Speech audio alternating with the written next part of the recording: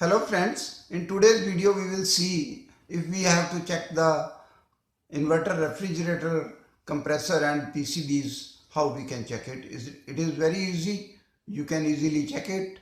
So we will see in this video. In all the inverter refrigerators, we have three PCBs. Main PCB, display PCB and inverter PCB for the compressor. This is main PCB and this connector is having 5 wires 1, 2, 3, 4, 5 for the power supply, for fan motor and the heater.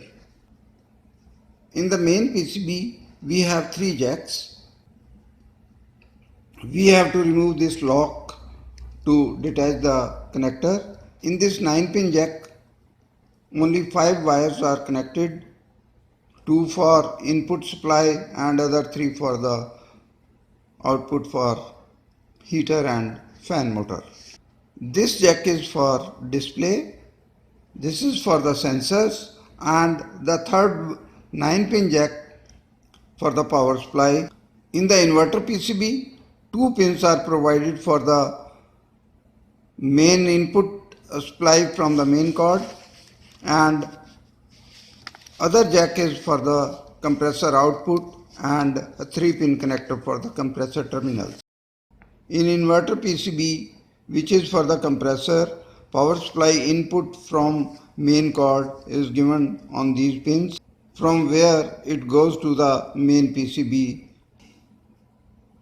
In the main PCB, this sensor jack is having 5 volt DC for the sensors to activate, and in different model and a different make you will have different sensors.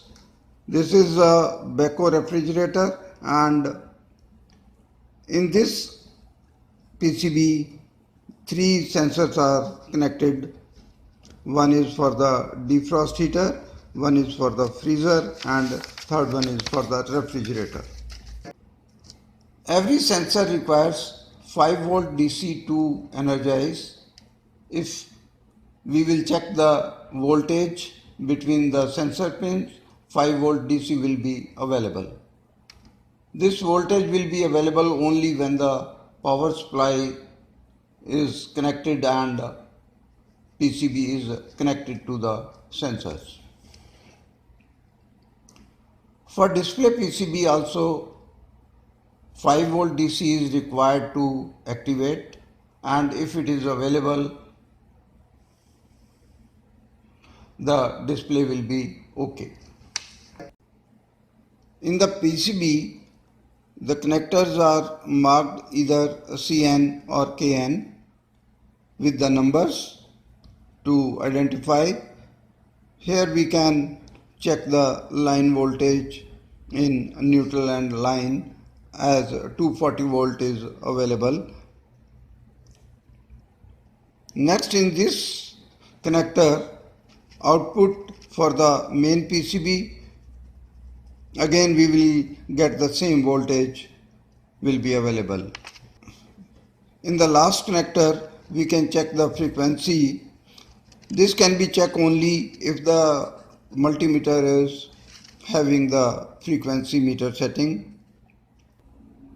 The variable frequency will be available if the PCB is connected to the main PCB in the refrigerator.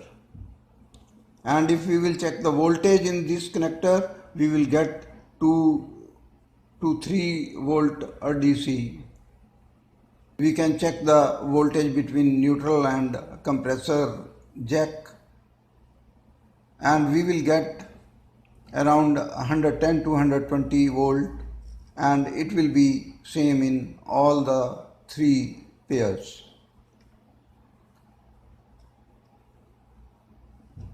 Voltage will be depend upon the input voltage given in the PCB.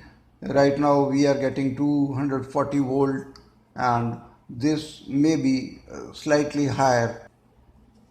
If we are getting the same voltage in all the 3 pairs, it means the main PCB is functioning okay.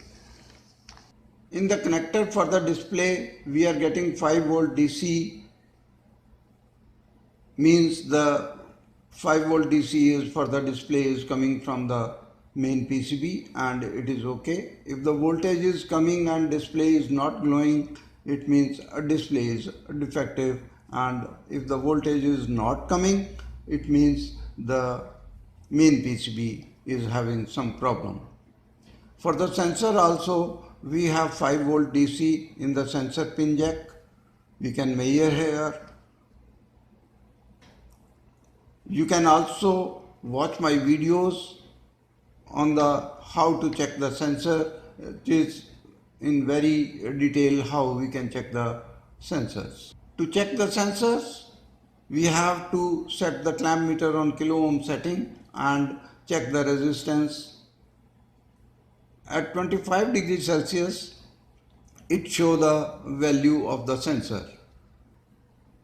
This is how we can check the PCBs of any inverter, refrigerator and sensors.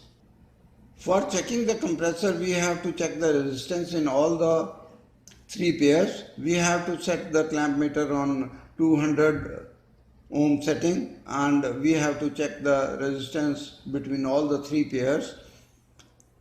It will be same in all the 3 pairs, and if we are measuring the resistance, it will be around 1 ohm depending upon the make of the compressor and size of the compressor. Friends, hope you now understand the process of checking the PCBs and compressor by this video. If you have not subscribed my channel, please subscribe and press bell icon for the notifications. Thank you very much.